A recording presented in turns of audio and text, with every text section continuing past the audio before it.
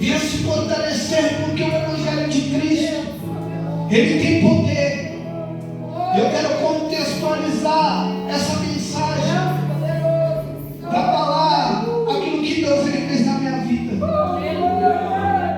E é desse Evangelho que eu vim falar hoje. O Evangelho que transforma, o Evangelho que muda, o Evangelho que faz o impossível. E é interessante que, se a gente olhar para a nossa geração, a gente ouve muito e diz, ouve muito que essa geração está perdida, essa geração não tem mais jeito. Mentira, essa geração ela tem jeito, essa geração ela não está perdida, porque enquanto tiver alguém pregando o Evangelho de Cristo, enquanto tiver alguém pregando o verdadeiro Evangelho, essa geração não está perdida. E ainda tem gente que não se envergonha desse Evangelho. E o apóstolo Paulo vai pregar isso. Eu quero contextualizar, falando daquilo que Jesus fez na minha vida. E é interessante, o Evangelho, ele é surreal, ele é transformador. Por isso que até a própria Bíblia fala que para muitos é loucura, porque não entende o poder do Evangelho, não sabe o que o Evangelho pode fazer. Mas o Evangelho, ele é sobrenatural. Porque eu vivi uma vida errônea, eu vivi uma vida totalmente ao contrário. Eu vivia nas drogas, eu vivia no crime, eu vivia no tráfico, eu abandonei minha família, saí de casa e fui viver uma vida totalmente errônea, totalmente ao contrário. Aos 13 anos de idade, eu saí da casa da minha mãe, ia uma vez na semana, 30 vezes longe, vivendo uma vida totalmente errônea. E aí eu comecei a me envolver com uma rapaziada, comecei a me aprofundar ali, usando droga, participando de crimes. E minha vida foi definhando. Perdia noitadas. Só que é interessante que a gente vai observando algumas coisas depois que a gente cai em si. Eu me lembro de uma vez, eu tinha 18 anos de idade. A gente estava organizando a entrar dentro de um condomínio. A gente ficamos 2 dias no mato, só olhando quem entra, quem sai, quem não entra, quem não sai. E depois de 2 dias a gente entrou dentro dessa casa. Olha para você ver o Evangelho como é que ele é. E entramos dentro dessa casa. Quando a gente invade a casa, a gente encontra um senhor, a gente encontra um jovem.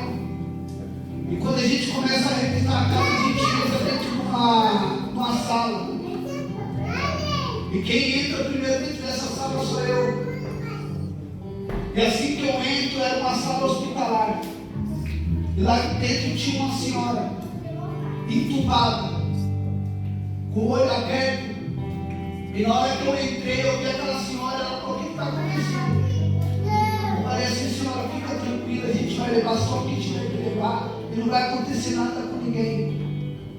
E é interessante que aquela senhora que estava com um tubo de oxigênio na boca, ela começou a orar.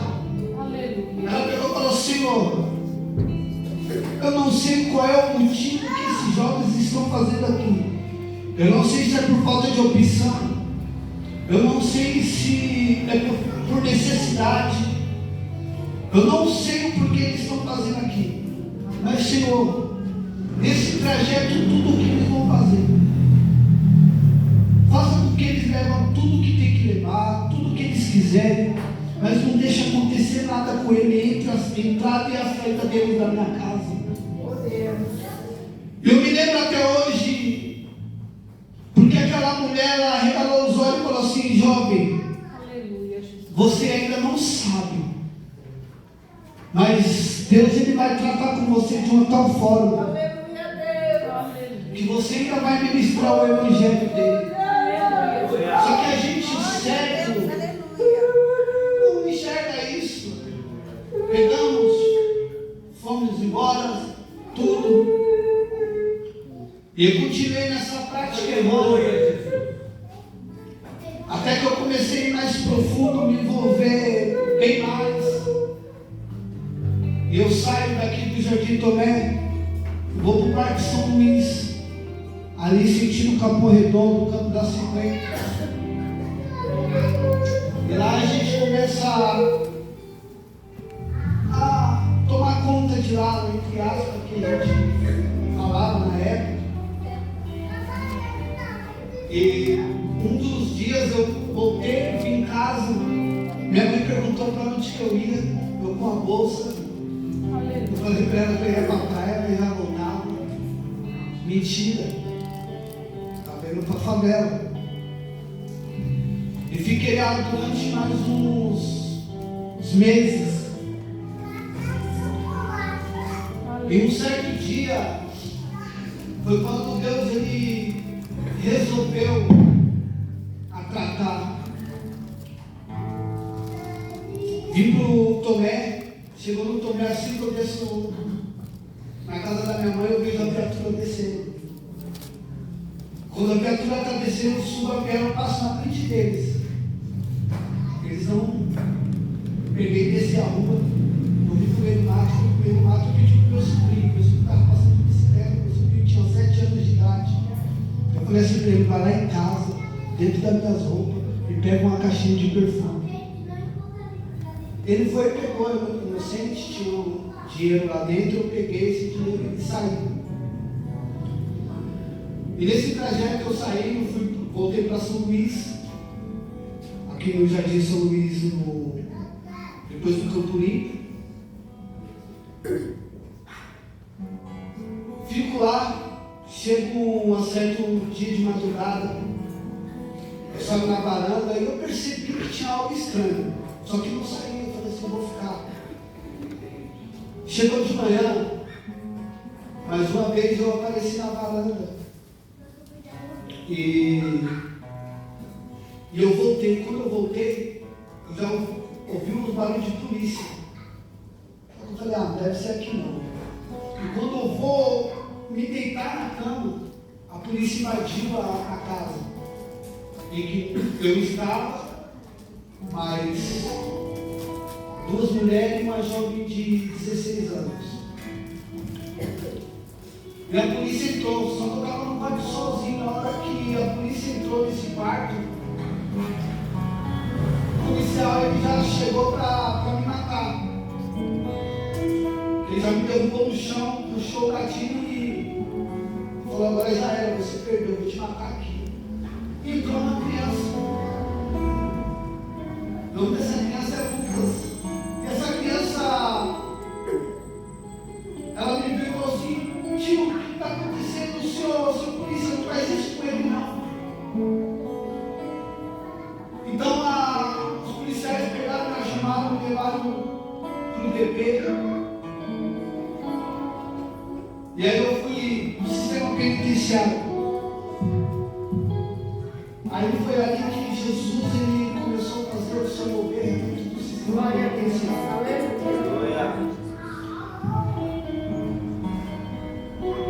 Fui condenado a tráfico de drogas, associação ao crime organizado, a corrupção de menor. E minha sentença era a máxima, era podia chegar até 30. A mínima era 16. E cheguei, eu tive que arrumar uma estratégia, eu falei assim: eu sei que posso pegar a máxima. E eu peguei, no dia que eu julgamento, eu fiz um confesso, confessei todas as minhas práticas. E de 16 anos caiu para 8. Peguei 16 anos, passou um tempo, caiu para 8 anos. E nesses 8 anos eu fiquei 6 anos preso. 2 anos indo e voltando de sardinha.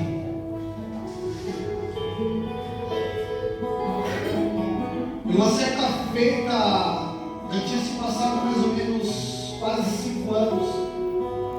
Eu me encontrava no CDP de Guarulhos 2, fui transferido para Adriano Marrê. Depois da Adriano Marrê eu fui para o CDP de Franco da Rocha. Ele é conhecido como Castelinho. E quando eu cheguei lá foi quando Deus me fez algo sobrenatural na minha vida. Quando eu me encontrava lá no CDP de Franco da Rocha,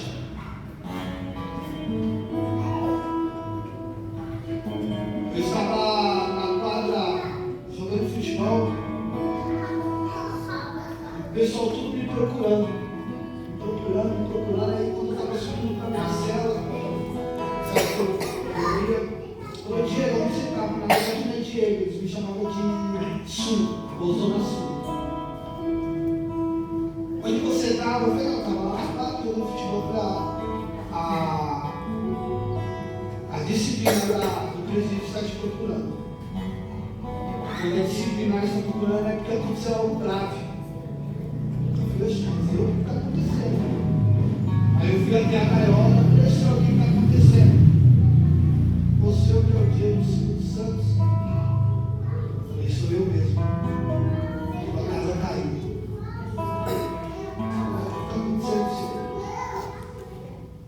Nunca tinha passado um atendimento lá. A médica, a dentista, ela está denunciando você. Segundo ela, você tentou roubar ela no atendimento. Eu falei, nossa, isso aí não aconteceu, nem atendimento eu tive. Falei, a casa caiu, eles já entraram, algemaram. E me levaram para um corró, que é chamado de masmorra, que é um pouco maior que um banheiro. E quando me jogaram lá, tinha mais 2 pessoas lá. Então pensa, não tem como dormir num lugar desse. Eu já pensei, tá, a casa caiu. Você vai ser transferido novamente para o fechado, você vai perder sua saidinha, você não vai ter mais saída, e você vai ter que cumprir a sua pena de novo. E eu fiquei revoltado com isso. Na minha mente eu falava assim, eu vou sair de ponta, mas eu vou atrás dessa mente. Eu vou ficar de ponta, mas eu vou atrás dessa mente. E eu fiquei incomodado com aquilo. E conversando com os meninos lá, os meninos falaram, Diego, fica tranquilo, agora já era, estava caindo, vai ficar 30 dias aqui, a gente vai ser transferido para o fechado, e já era. Eu falei, não me conformo com isso, porque isso aí eu não fiz. Isso eu não fiz, eu não me conformo com isso. E aí é interessante que nessas horas a gente lembra também de Deus. Durante a tarde eu comecei a falar também, não, Senhor, eu não aceito isso. Porque os crimes que eu cometi, eu aceito eu pagar. Mas isso não, eu não cometi isso, eu não aceito isso. Eu não aceito isso. Isso falando no meu pensamento com Deus. Aí passou um funcionário, guarda, e falou assim, senhor, já que eu vou ficar aqui mesmo para 30 dias, tem como o senhor arrumar algum livro para me ler? Eu falei, agora você quer ler, né? Beleza, desceu, passou mais umas horas, veio outro funcionário e falou, senhor, tem como o senhor descer lá na igreja lá e o cara vai pegar qualquer livro lá para mim ler? Eita Deus. Aí eles pegou e falou assim, ó, ladrão, vou descer lá e vou ver o que eu posso fazer. E Isso foi no primeiro dia. Só que quando estava dando 4 horas, entre 5 horas, é o horário que troca de plantão. Faz a contagem e eles vão embora. Comigo isso que aconteceu e eu não trouxeram o livro.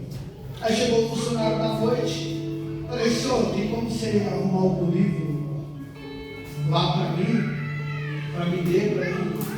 Desce lá na igreja lá e pega qualquer livro. E nada. Aí chegou de madrugada, eu não consegui dormir de jeito nenhum. De jeito nenhum eu não consegui dormir. Eu de madrugada inquieto, tinha uma janelinha onde só passava alimentação. E eu fiquei olhando para essa janelinha e tudo escuro. E os caras falando, Diego, mano, fica de boa, senão você vai ficar louco. Porque eu estava falando a mesma coisa toda hora, eu não aceito isso, eu não aceito, está errado, e na minha mente eu falo, eu vou pegar essa médica. Até que num certo momento eu mesmo me aquetei e fiquei olhando para essa janelinha.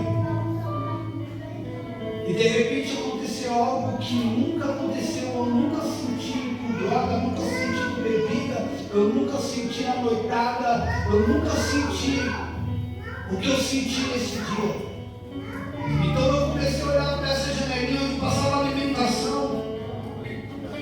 E do nada meu corpo começou a suar. Do nada minha mão começou a tremer, a formigar. Eu falava, o que está acontecendo? E meu coração começou a queimar, a acelerar. E eu olhando para aquela janelinha, de repente eu ouvi uma voz que eu nunca tinha escutado na minha vida. E aquela voz, ela sussurrou no meu ouvido e falou assim, está vendo? Toda essa situação que está acontecendo com você, mas era uma voz suave, mansa, uma voz leve. E ela falava, meus ouvidos, está vendo toda essa situação que está acontecendo com você? Foi eu que criei. Para mostrar que sou eu, Deus, na tua vida. E tem mais, você vai ficar aqui 3 dias, e no terceiro dia você vai descer e não vai haver acusação contra você. E eu guardei isso no meu coração, essa voz suave, que é interessante, que a Bíblia fala que a ovelha, ela conhece a voz do bom pastor. E quando essa voz, ela sussurrou no meu ouvido, eu entendi que era Deus, eu entendi que era o Espírito Santo, e a partir daquele momento a minha vida ela foi transformada, e a partir daquele momento a minha vida ela foi mudada. E é interessante, só que nós seres humanos somos tão incrédulos, que passou o primeiro dia, passou o segundo, e eu preocupado com o livro, eu quero um livro para ler, e nada desse livro chegar. Chegou no terceiro dia, estava dando 4 horas, que era a troca de plantão. Eu falei, não, eu acho que eu estava ficando louco em volta, o menino falou mesmo, porque já vai vir a troca de plantão. A voz falou que eu ia sair no terceiro dia. E eu ainda não saí. Eu falei, não. E quando estava fazendo a troca de plantão, passou o funcionário de novo, falei, senhor, por favor, me arruma um livro para mim ler. Falou, quem é você? Eu falei assim, ó, o PG de Silvio Santos. Aí ele estava descendo, quando ele parou no meio do pátio assim, ele voltou. Eu falei assim, Diego Silvio dos Santos? Falou, você vai descer para dar seu depoimento. Vai ser por chamada de vídeo. Você vai falar o que aconteceu durante esse atendimento. Só que, mas que atendimento que eu não tive? Eu não sei nem quem é esse médico. Então você vai ter que descer lá e vai dar seu depoimento. E eu desci. E quando eu sento na cadeira de frente à câmera para chamar de vídeo, eu passo a diretor geral do presídio. E aí ele pega e me fala, ei jovem, você que é Diego Silvio dos Santos? Eu falei, subir, pode voltar para a sua cela, porque a dentista lá retirou a acusação contra você. Ela falou que confundiu. Aí eu falei assim, mas como é que vai ficar minha saidinha? Ele falou, não vai ter nenhum problema com você, pode subir. Eu subi, quando eu estava subindo, a igreja que tem lá era perto da quadra. Eu falei, eu vou lá na quadra. Eu estou indo para uma quadra e aí está tendo culto. Os capelões estavam indo lá. Pastor Aristote, que é uma bênção na minha vida, até hoje falo com ele. Pastor Jefferson e Pastor Oliveira, que são capelões que visitam o presídio. O Pastor Oliveira, ele é conhecido nas redes sociais como bracinho, porque ele não tem braço. Mas louva a Deus com as mãos, que é uma beleza. Ele é uma bênção. Então eles estavam ministrando lá. Aí eu acabei não indo para a quadra e fui para o último lugar, a última fileira lá da igreja, e fiquei escorado com as mãos em cima da cadeira e de pé. E no meio da ministração, um dos auxiliares do pastor Jefferson, do pastor Oliveira, que estava ministrando, que era o Jefferson, era a primeira vez que esse jovem estava em casa, o jovem estava começando na capelania, o Jefferson, e ele olhou, e ele ministrando lá, ele começou a falar assim, você jovem, você acabou de ser eu estava segurando a cadeira, ele falou assim, até quando você vai ficar segurando essa cadeira? Até quando você vai ficar segurando essa cadeira? Você viu o que aconteceu com você durante essa semana? Você viu todo o mover que Deus fez para quebrantar o seu coração? Mas tem mais. Deus, ele não precisa provar nada para ninguém, mas ele quer te mostrar algo. Eu vejo uma senhora subindo uma viela, minha mãe. E essa senhora, ela está subindo a viela com uma bolsa transparente, com as fitas verdes, que era a bolsa que ela levava a alimentação para mim, no dia de visita. E quando ela está subindo aquela viela, a vizinhança toda começa a criticar ela. Ela lá, já vai visitar o perdido, já vai visitar o ladrão, já vai visitar o traficante.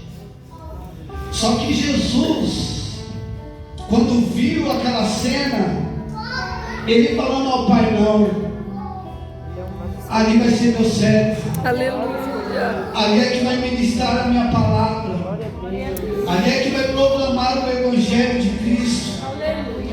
E o mais interessante, foi tão impactante, que quando ele começou a falar aquilo, porque ele descreveu a minha mãe com toda clareza, até a bolsa que ela ia, a roupa que ela podia entrar, ele descreveu tudo, que eu comecei a fechar o olho. Quando eu fui me dar conta, eu estava na frente com a mão erguida, falando, eu aceito o Senhor Jesus como único e suficiente Salvador da minha vida. É por isso que eu não posso me envergonhar do Evangelho, não tem como eu me envergonhar do Evangelho. E é esse Evangelho que o apóstolo Paulo está falando, o Evangelho que transforma, o Evangelho que não tem dimensão,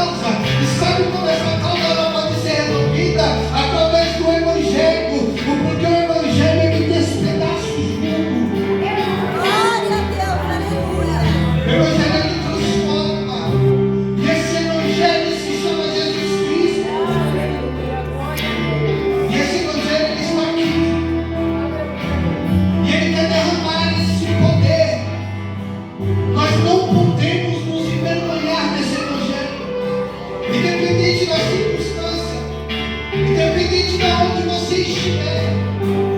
E essa geração, ela não está perdida como muitos dizem por aí. Porque tem gente ainda que quer proclamar o Evangelho de Jesus Cristo. Tem pessoas ainda que não vai se curvar ao sistema. Tem pessoas ainda que não vai se curvar em teologia nenhuma. Tem pessoas ainda que não vai se curvar a lei nenhuma. Porque crê no Evangelho. E o Evangelho é poder, ele vai despedaçar o jugo. O Evangelho vai causar um avivamento. A geração ainda não está perdida. O mundo olha para a nossa nação, o brasileira, e fala que essa nação está perdida. A nação não está perdida, porque Deus vai vir com teu poder sobre essa nação.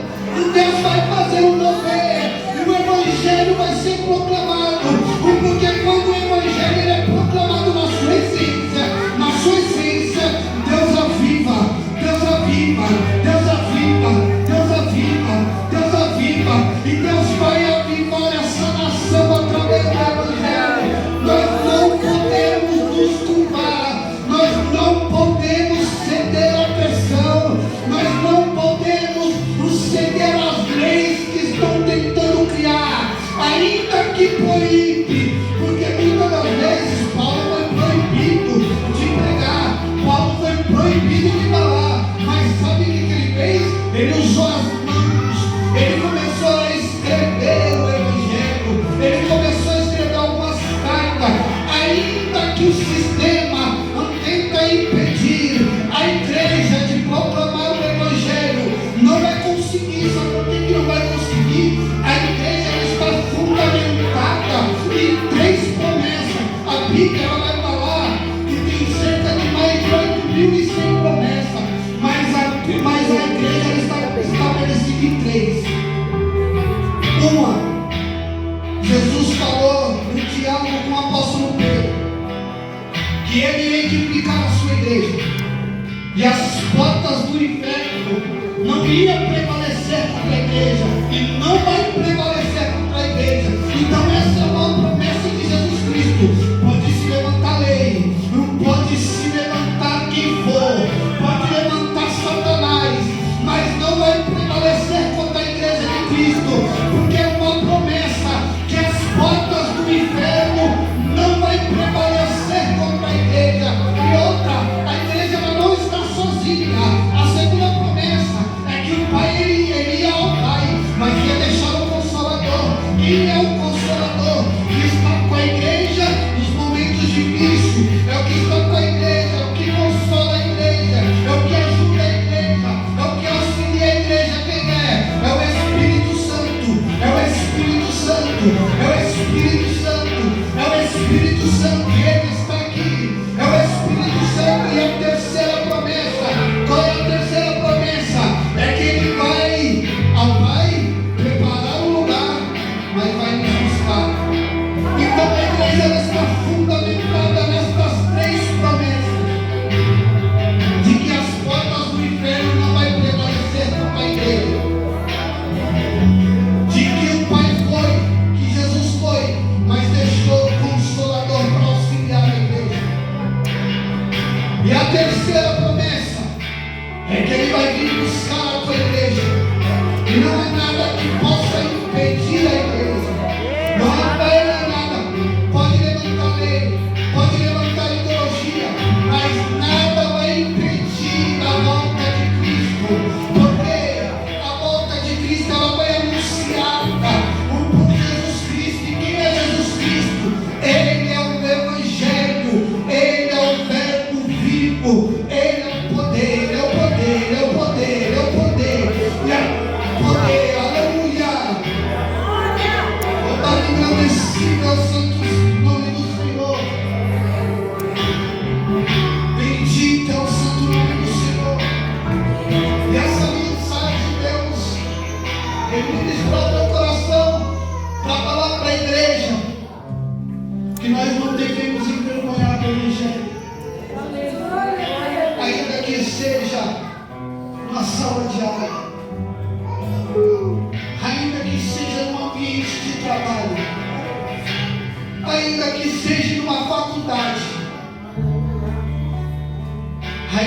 seja na rua, nós não devemos nos envergonhar do Evangelho de Cristo, porque se estamos aqui hoje é por causa do Evangelho. Eu e você estamos aqui hoje porque fomos alcançados pelo Evangelho. Se não fosse o Evangelho de Cristo, nós não estaríamos aqui hoje. E a mensagem a qual Deus Ele ministrou para mim falar para a igreja é essa: o Evangelho é poder, não há nada impossível para o Evangelho. Não se envergonhe de nenhuma circunstância.